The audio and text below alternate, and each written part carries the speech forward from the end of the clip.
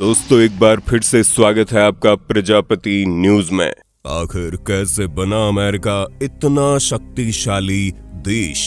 क्यों पूरी दुनिया पर अमेरिका का सिक्का चलता है? क्यों अमेरिका के प्रेसिडेंट को दुनिया के सबसे शक्तिशाली लोगों में से एक कहा जाता है? आखिर कैसे अमेरिका की जीडीपी ताबड़तोड़ तरीके से बढ़ती जा रही है? और सबसे बड़ा सवाल, क्यों अमेरिका को वर्ल्ड लीडर कहा जाता है? और ये उपाधि अमेरिका को कैसे मिली? क्या कभी अमेरिका को भारत पीछे छोड़कर सुपर पावर बन पाएगा? तो दोस्तों, आज के इस वीडियो में मैं यानी आपका दोस्त विशाल प्रजापति आपको सब कुछ बताने वाला हूँ। बस वीडियो को एक पल के लिए भी स्किप मत करना प्लीज। लेकिन वीडियो शुरू करने से पहले एक छोटी सी रिक्वेस्ट है। वीडियो के नीचे रेड कलर का सब्सक्राइब बटन दिख रहा होगा, उस पर क्लिक करके सब्सक्राइब कर लें और साइड में बेल आइकॉन भी दिख रहा होगा, उस पर भी क्लिक कर लें ताकि आपको वीडियो मिले सबसे पहले। दोस्तों, एक समय था जब अमेरिका भी दुनिया के बाकी देशों की तरह गरीबी और लाचारी की मार झेल रहा था। वहां रहने वाले लोगों का जीवन भी कुछ खास नहीं था। ये देश भी कई सालों तक गुलाम बना रहा। लेकिन फिर अमेरिका ने ऐसी बाजी पलटी कि सभी देशों को पीछे छोड़ दिया।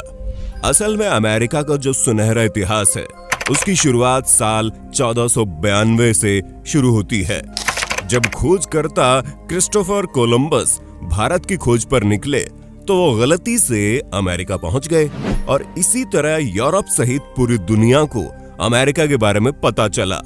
उस समय अमेरिका में नेटिव अमेरिकन रहा करते थे, लेकिन फिर धीरे धीरे यूरोपीय देशों ने अमेरिका में कब्जा करना शुरू कर दिया। फिर अमेरिका में कॉलोनाइजेशन की शुरुआत होती है। बड़ी संख्या में ब्रिटिशर्स और अन्य यूरोपीय देशों के लोग अमेरिका आने लगे, पर वो ज्यादा लंबे समय तक अमेरिका पर सत्ता नहीं जमा पाए, क्योंकि अमेरिकन काफी ज्यादा तेज थे।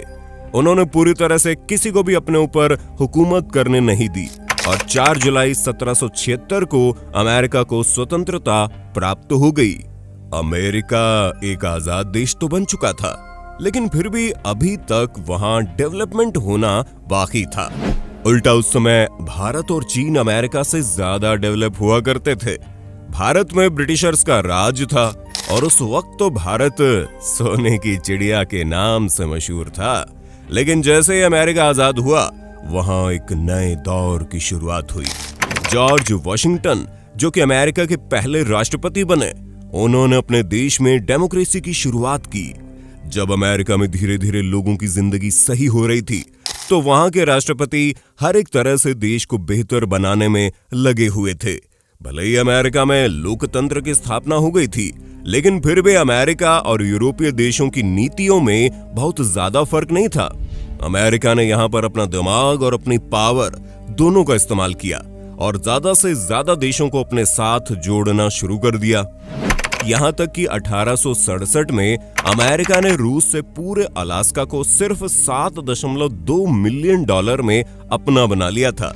इतना ही नहीं, अमेरिका से काफी दूर मौजूद हवाई पर भी अमेरिका ने अपना कब्जा जमा लिया। इस तरह प्यूर्टो रिको और फिलीपींस जैसे देश भी अमेरिका ने धीरे धीरे अपनी तरफ लाना शुरू कर दिए। यहाँ से अमेरिका को इंटरनेशनल लेवल पर पहचान मिलना शुरू हो गई।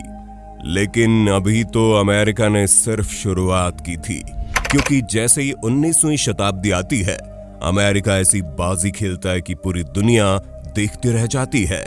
मात्र 50 साल के अंदर ही अमेरिका सुपर पावर बनकर ये स्थापित कर देता है कि अब उसे कोई नहीं हरा सकता।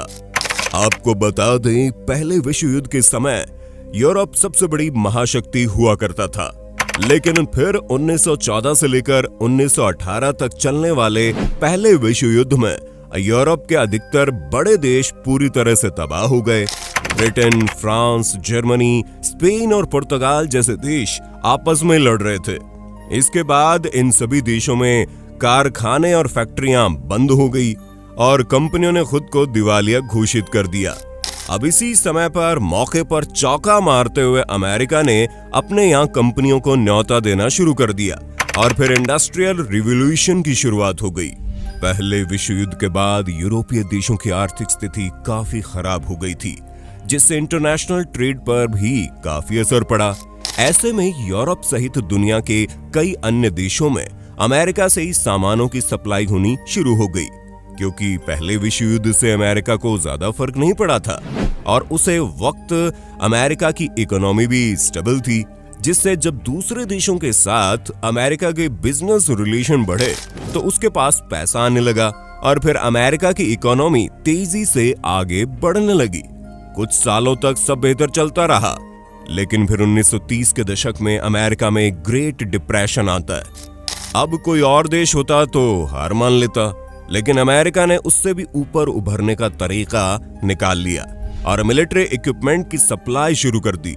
हथियारों की दुनिया में अमेरिका ने क्रांति सी ला दी थी। हालांकि धीरे धीरे अमेरिका पटरी पर आ ही रहा था, तभी दूसरा विश्व युद्ध शुरू हो गया, जिसमें तो अमेरिका की बल्ले बल्ले हो गई, क्योंकि युद्ध की वजह से अमेरिका के हथियार 10 गुना तेजी से बिकने लगे, जिससे अमेरिका को बहुत ज्यादा फायदा हुआ। वो आर्थिक रूप से पहले से भी ज्यादा मजबूत बन गया। और चालाकी तो ये हुई कि अमेरिका ने दूसरे विश्व युद्ध में हिस्सा तो लिया, लेकिन कोई भी देश अपने देश में नहीं लड़ा। इस युद्ध में अमेरिका के कई सैनिक मारे गए, लेकिन अमेरिका की इकोनॉमी को ज्यादा नुकसान नहीं हुआ। वहीं यूरोप, जो एक समय पर सबसे शक्तिशाली हुआ करता था, उसकी बची खुची इकोनॉमी भी दूसरे विश्व युद्ध में खत्म हो गई। यहाँ अमेरिका ने एक दिमाग ये भी लगाया कि अधिकतर व्यापार अमेरिकी डॉलर से शुरू कर दिया।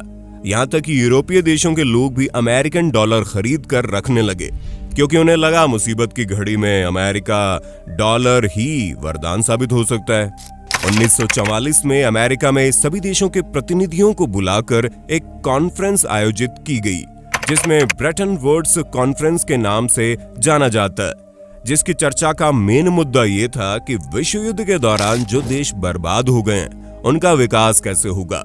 और इसी सम्मेलन में अमेरिका ने, जो कि उस वक्त सबसे ज्यादा शक्तिशाली हो चुका था, विश्व मुखिया बनने की अपनी दावेदारी पेश कर दी।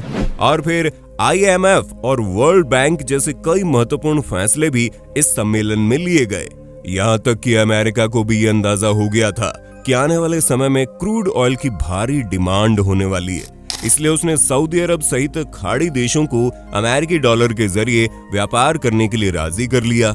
और उसके बदले में अमेरिका ने उन्हें वादा किया कि वो रूस और अन्य यूरोपीय देशों से उन्हें सुरक्षा मुहैया करवाएंगे। फिर 44 देशों ने इस बात में सहमति जताई कि वो अपना अंतर्राष्ट्रीय व्यापार अमेरिकी मुद्रा में ही करेंगे। जब अमेरिकी डॉलर के जरिए पूरी दुनिया में कारोबार होना शुरू हो गया और इसी तरह अमेरिका की इकोनॉमी तेजी से बढ़ने लगी। दूसरे विश्व युद्ध के खत्म होने के बाद रूस द्वारा सोवियत यूनियन संघ की स्थापना की गई और यहीं से कोल्ड वॉर की शुरुआत हो गई। ये पूरा विश्व इस समय दो हिस्सों में बढ़ता चला जा रहा था। एक तरफ यूएसए था, वहीं दूसरी तरफ USSR। हालांकि इनके बीच की कोल्ड वॉर ऐसी ही हो गई कि ये क्या हुआ, ये दोनों देश आपस में युद्ध नहीं करेंगे और ना ही अपनी धरती पर युद्ध करेंगे। जो देश सोवियत यूनियन का हिस्सा थे, वहां अमेरिका ने सरकार गिरानी शुरू कर दी, जिसके लिए अमेरिका ने कभी विपक्षी दलों की फंडिंग की तो कभी टेररिस्ट ग्रुप को पैसे देकर अपना उल्लू सीधा कर लिया। अमेरिका तो बस ये चाहता था कि कैसे भी करके सोवियत यूनियन टूट जाए और उसकी चाहत पूरी भी हो गई। इसके बाद से अमेरिका और भी ज्यादा पावरफुल बन गया और तब से लेकर अब तक कोई भी देश अमेरिका से भिड़ने की हिम्मत नहीं कर पाता। हालांकि अब चीन अपने तरीकों से अमेरिका को मात करने की कोशिश में लगा हुआ है। इकोनॉमिक तौर पर तो चाइना आगे बढ़ ही रहा है। इसके अलावा चीन अलग अलग देशों में कभी अपना कब्जा करके तो कभी आर्थिक रूप से कमजोर देशों को कर्ज तले दबाकर आगे बढ़ने की कोशिश में लगा है। पर चीन के सुपर पावर बनने में सबसे बड़ा रोड़ा अगर कोई देश लगा सकता है तो वो है भारत। अगर भारत इसी तेजी के साथ आगे बढ़ता रहा तो वो दिन दूर नहीं जब भारत सभी देशों को पीछे छोड़ देगा। वैसे आपको क्या लगता है, क्या भारत ऐसा कर पाएगा? कमेंट में जरूर बताइए और ऐसी वीडियोस को देखते रहने के लिए हमारे चैनल को लाइक शेयर सब्सक्राइब तो कर ही देना। हम फिर मिलेंगे नए वीडियो में, तब तक के लिए जय हिंद जय भारत। दोस्तों, आपकी स्क्रीन पे दो और वीडियोस दिख रही हैं, जिसे देखने के लिए आप इस स्क्रीन पर क्लिक करें। दोनों देखिएगा, बहुत अच्छी वीडियो बनी है।